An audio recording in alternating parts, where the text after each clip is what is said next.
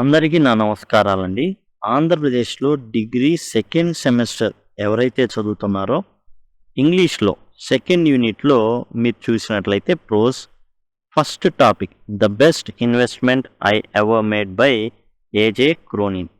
ఈ చాప్టర్ ఏదైతే ఉందో దాని గురించి ఇప్పుడు మనం ఈ వీడియోలో డిస్కస్ చేయబోతున్నాం.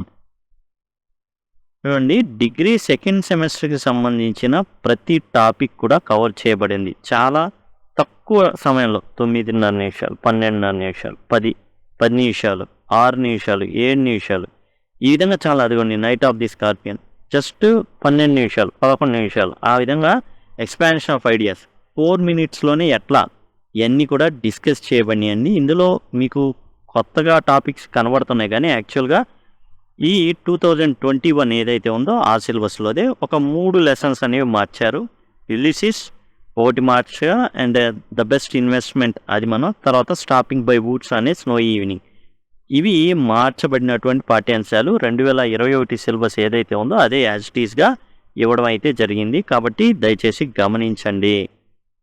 ఈ ప్లేలిస్ట్ లింక్ అనేది డిస్క్రిప్షన్లో ఉంటుంది. ఒకవేళ మీరు యాక్సెస్ చేయలేకపోతే సింపుల్గా లింక్ అని గనక కామెంట్ సెక్షన్లో అడిగినట్లయితే, జస్ట్ LINK అండి, లింక్ అని కనుక అడిగినట్లయితే కామెంట్ సెక్షన్లో లింక్ అనేది ప్రొవైడ్ చేయడం మీకు జరుగుతుంది.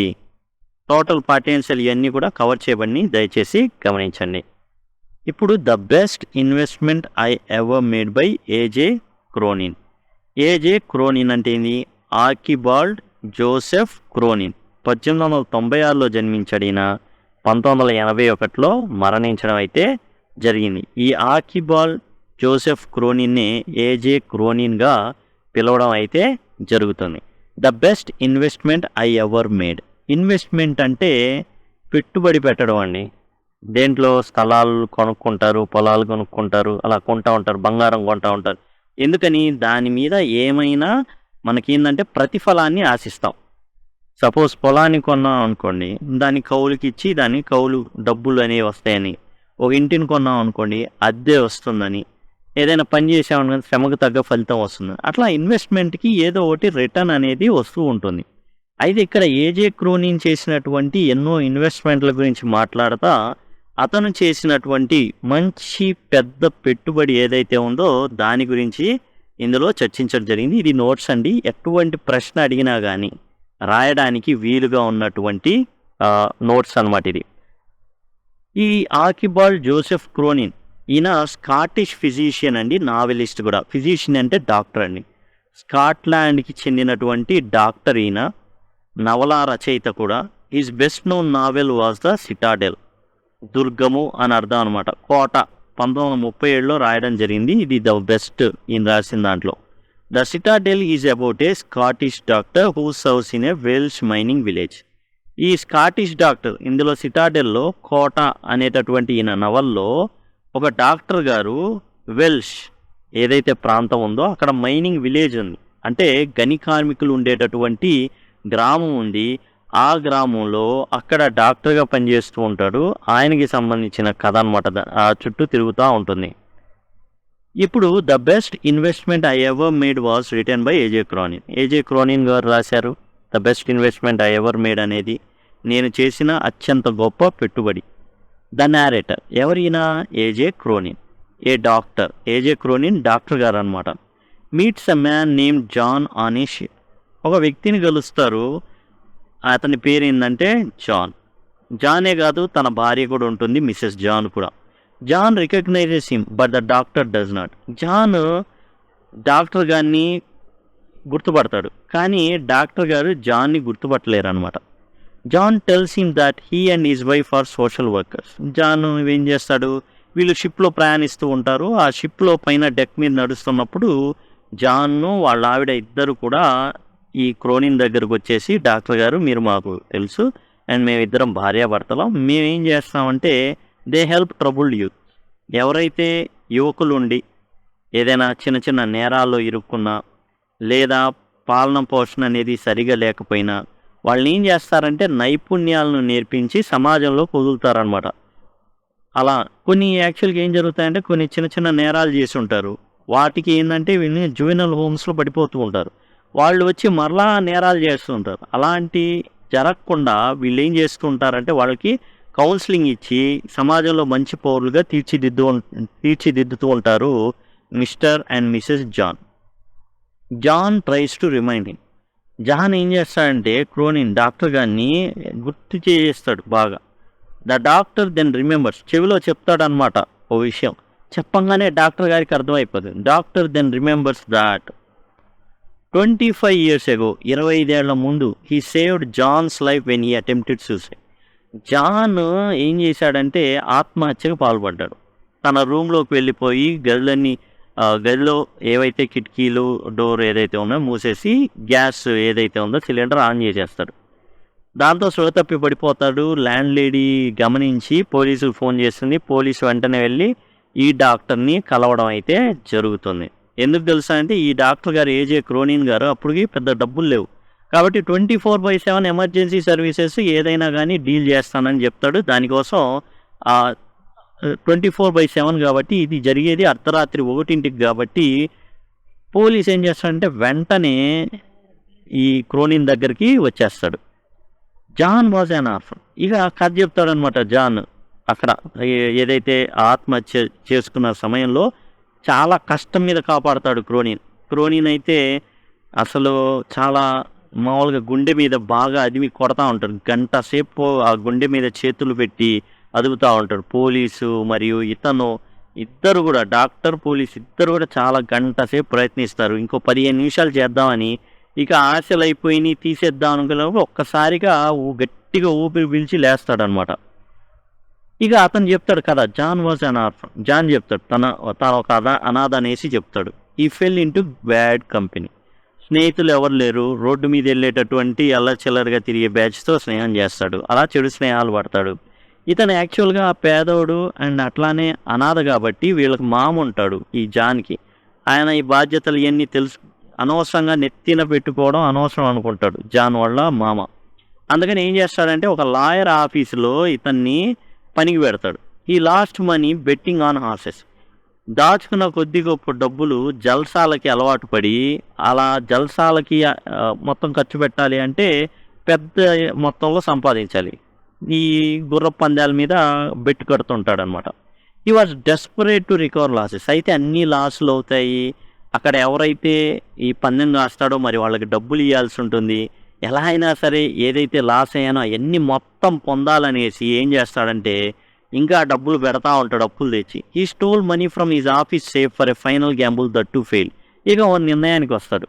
నేను ఇక లాస్ట్గా ఓ పందెమే వేస్తా, అది ఎట్లాగైనా గెలుస్తా. కాబట్టి నేనేం చేస్తానంటే ఆఫీస్ సేఫ్లో ఉన్నటువంటి డబ్బుల్ని దొంగిలించేస్తాడు. ఎంత? 7 pounds 10 shillings అనమాట అవి. ఆ డబ్బుల్ని దొంగిలించి ఏం చేస్తా బెట్టు కడతాడు. కానీ దొంగిలించినా ఏది చేసినా ఓడిపోయిందే అంటే ఓడిపోతాడు. ఇక్కడ కూడా ఓడిపోతాడు, మళ్ళీ ఓడిపోతాడు. He was afraid of being caught. ఇప్పుడు ఆఫీసులో ఈ దొంగ దొరికిపోతాడు, నేను దొరికిపోతాను, జాన్ అని నేను దొరికిపోతాను. అప్పుడు నాకు చాలా చాలా ఇబ్బంది అవుతుంది. నన్ను పోలీసులు అరెస్ట్ చేస్తారు, కోర్టులో ప్రవేశపెడతారు, జైల్లో వేస్తారు, నేను శిక్ష అనుభవించాల్సి ఉంటుంది. అయ్యో ఏంది ఇంత పెద్ద తప్పు చేశానని decide to end his life. ఇక చావాలని నిర్ణయించుకుంటాడు. ఎవరు? John. The doctor revived him. అయితే ఇతను ఏం చేస్తాడు చావాలని? యాక్చువల్గా ఇతను ఉండేది పైన మేడలో ఉండేటటువంటి చిన్న అటక లాంటి ఇంట్లో ఉంటాడనమాట. అయితే డోర్ క్లోజ్ చేసేసి గ్యాస్ వదులుతాడు. ఆ గ్యాస్ మొత్తం పీల్చేసుకుని తప్పుతాడు. అండ్ దరిదాపులుగా అయిపోయింది కీలకతం. అలాంటి సమయంలో డాక్టర్ అతి కష్టం మీద తన గుండె మీద అదిమి కొట్టి మొత్తానికి లేపుతాడు. The doctor, the police officer and the lady all help the young man. ఇక్కడ డాక్టర్ గారు, police officer and landlady అందరూ కూడా ఈ యువకుడికి సెకండ్ ఛాన్స్ ఇద్దాం, ఇంకో లైఫ్ ఇద్దాం అనేసి నిర్ణయించుకుంటారు. The police officer did not report the కేస్ని రిజిస్టర్ చేయడు. కేసుని తన పై అధికారులకు కానీ ఆఫీస్లో కానీ రిపోర్ట్ చేయడు ఈ police officer. The land lady offered him free board. ఇక ల్యాండ్ లేడీ ఇంటికెళ్ళామా ఎవరైతే ఉన్నారో ఈ వ్యక్తి మళ్ళీ బాగుపడి తన కాళ్ళ మీద తాను నిలబడేంత వరకు 1 నెల రోజుల పాటు ఫ్రీ బోర్డింగ్ అంటే ఫ్రీగా అద్దెకు ఉండడానికి కానీ ఏమైనా తినడానికి కానీ ఆమె పెడుతుంది. The doctor gave him money to put back in the safe. ఏదైతే డబ్బులు దొంగిలించాడో ఆఫీస్లో సేఫ్ అంటే ఒక మనం ఏం చెప్తాం సొరుగు, అలాంటి సొరుగులో నుంచి చాలా జాగ్రత్తగా సొరుగు ఉంటుంది కదా, దాంట్లో ఏంటంటే ఈ డబ్బులు ఉంటాయి, ఆ డబ్బులు దొంగిలిస్తారు కదా, మరలా ఆ డబ్బులు ఏ అయితే 7 పౌండ్ 10 షిల్లింగ్స్ ఉన్నాయో వాటిని మరలా తిరిగి పెట్టేయడానికి డాక్టర్ గారే ఆ డబ్బుని ఏం చేస్తాడంటే జాన్కి ఇవ్వడం జరుగుతుంది. ఇక జాన్ ఏం చేస్తాడు, ఆ డబ్బుల్ని తిరిగి పెడతాడు. ఇదంతా ఏం జరగనట్టు మరలా కష్టపడి తాను ఏం చేస్తాడంటే లాయర్ ఆఫీస్లో పనికి పెట్టారు, ఇతను కూడా లాయర్ అవుతాడు. John was grateful and change his ways. John చాలా కృతజ్ఞత కలిగి ఉంటాడు. ఈ ముగ్గురు సాయం చేశారు. ముఖ్యంగా డాక్టర్ గారు ప్రాణాన్ని నిలపడమే కాకుండా డబ్బులు కూడా ఇచ్చారు, 7 pound 10 shillings. He became successful and respected social worker. అతను లాయరు ఖాళీ సమయాల్లో ఏం చేస్తాడంటే ఒక ఆర్గనైజేషన్ని నడుపుతూ ఉంటాడు, డైరెక్టర్ ఇతను. ఏంటి ఈ ఆర్గనైజేషన్ అంటే ఈ dedicated his life to helping others. ఇతరులకి సాయం చేయడానికి తన జీవితాన్ని అంకితం చేస్తాడు. దరిదాపులుగా 15 సంవత్సరాలు, ఈ సంఘటన జరిగిన ముందు 15 సంవత్సరాలు అంటే అతను 25 సంవత్సరాల ముందు సూసైడ్ అటెంప్ట్ చేశాడు. 10 సంవత్సరాలకి తన జీవితంలో మంచి స్థాయికి వచ్చేసాడు. ఆ తర్వాత నుంచి 15 సంవత్సరాలు తన జీవితాన్ని ఇతరులు కాపాడడానికి పెడుతూ ఉన్నాడు అండ్ డాక్టర్ గారిని కలుస్తాడనమాట. The doctor realizes that he small act of kindness was best investment he ever made.